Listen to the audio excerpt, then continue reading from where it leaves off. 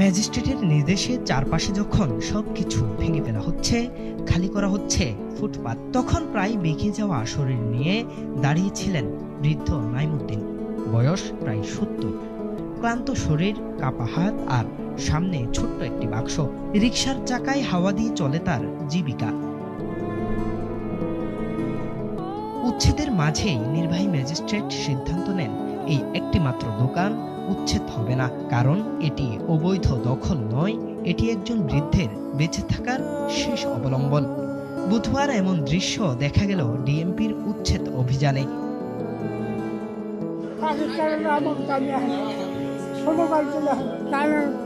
আপনার দোকান আছে এখানে? সাইকেলে হাওয়া খাওয়া যায়, রিক্সা ঠিক করবে, এই দোকানে থাকি নিয়ে গেলে রাস্তা করে আমরা রয়ে যান রাস্তা করে থাকি।